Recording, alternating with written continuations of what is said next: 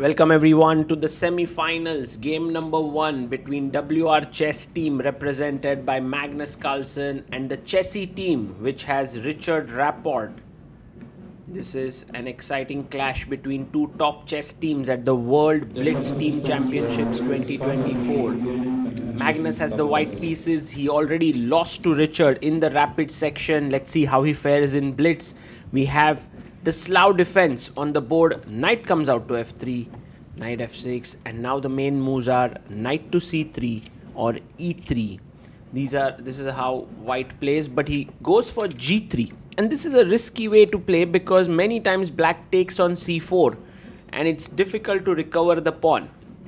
But I guess Magnus, inspired by the Catalan, is keen to play this way. Richard goes bishop g4, threatening to take here, and Magnus pauses a bit, puts his bishop on g2, e6, and now the queen comes to b3, striking the b7 pawn. Knight to c3, the queens are now opposite each other. Both sides want the other side to take the queen so that their rook file opens up in this way, and if black takes, then AB and the rook file opens up here. Magnus pushes the pawn. Now if you go queen c7, there could be some problems with bishop f4. Taking the queen seems the most logical. There's also queen a6, but you have to be careful that the queen doesn't get trapped sometimes. You know, queen a6, sometimes the bishop can come from here and try to attack. But for the time being, Rapport can simply take the queen. He does, pawn takes. And now white's idea is b4, b5. And even if you play a6, it cannot be stopped because there is a pin here. Black castles and Magnus goes b4. Anyway, trying for b5. The knight jumps to d7. And I think what Magnus wants is take, and push the pawn to e5. Which is why Richard wants pawn to e5. So bishop f4 stops that pawn push. It's a good move here by Magnus. Take, and now look at this idea, e5. If you take here, I take and play knight d7, and black is doing well. And if you play pawn takes, then I go g5. But instead, Richard goes directly g5. And now, this is slightly inaccurate, I would say, because after bishop d2, very important move, the bishop is now inside the pawn chain, and it is important because now I can play e3 to bolster my center, and my bishop is not outside where it could get trapped. You can see bishop f6, and now Magnus very calmly plays e3 with the idea of b5 in hand, e5 played, and now controlling d4. Fantastic play here. Now the bishop can pop out to g4. The light squares are all pretty weak. Knight a6 played by Rapport. Now bishop g4. Just like that, out of the opening, 15 moves, Magnus has built up a huge advantage. Bishop g4, yes, attacking the knight. And the main advantage is because after you defend the knight, let's say rook d8, white has a super strong move at his disposal.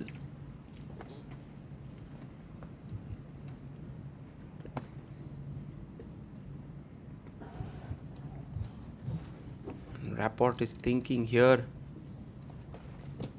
Yes, rook d8 and b5. What a move.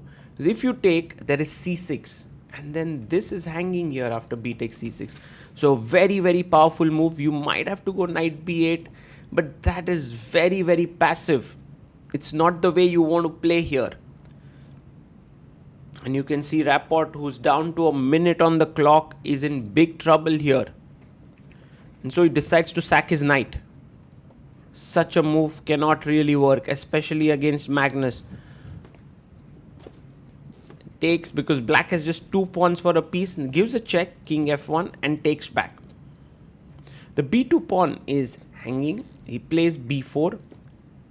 Well, e4 would open up the bishop for the rook, but then the rook could move away.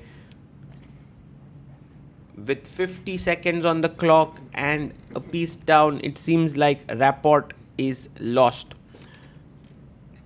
Rook b8 played. The a7 pawn is hanging, so you can take it, or you can just decide to put your king on g2. There are many ways to continue here. Let's see what Magnus chooses. He goes bishop f5, attacking the knight, e4, attacking the rook, and the knight jumps to d4. And now if you take, I just simply take back with the pawn. He goes and takes the knight here. He takes the pawn. Now Magnus can take the knight. Bishop takes. And if rook takes, there is knight takes c6, forking here. So if you take on a1, I'll take here. Magnus does take on b4, but Richard takes on d4, and now a very strong move defending the bishop. You're a piece up here, although black does have 3 pawns for the time being. So bishop going back seems logical, but these pawns are well blockaded. After king g2, I have my rook coming in, the bishop and the rook are well placed. So Magnus is totally winning. Look at the white bishops. They are so powerful, controlling so many squares. King g2, fantastic move. Magnus also has close to 40 seconds more on the clock. So all is looking good for him. Rook b5, and now just simply rook c1. Yes, these are the moves that Magnus just makes instantly. c6 pawn is hanging, he could go d4 here, but then anyway you could take, oh, there's d3, d2. So he goes d4, Magnus takes on e4, pawn takes, and now he's just 2 pawns up. And here bishop a5, defending the bishop this way could be possible. Goes bishop c3, rook comes to c5, and look at this line. Bishop f6, rook c1, and I go bishop d8. But the point is, if they check, then I go here, takes, and rook a7, and there's no way to stop mate here. It's just over because d8 is controlled by the bishop. So very nice move here, bishop f6, that Magnus does have. And you can see Magnus trying to calculate this out, but he has 40 seconds on the clock. If he manages to figure this out, he would be completely winning. The game is over. But after a long think, he decides against it. He goes rook a3, and now rook e8. Bishop comes back. White is still winning. Again, the main point being, if you take here, I have bishop takes f6, and if you play rook c1, I have bishop g5. So he plays a5. And now king f3, defending this pawn seems fine, completely fine. But Magnus blunders with rook c2. Now there is rook e3, and he takes on f6, but this is a massive blunder. Take the rook, Richard! Take the rook! No, he gives a check! King h3 takes on c2. Bishop g5. And he just, this is just resignation. It's just resignation. a5 pawn is hanging, he resigns.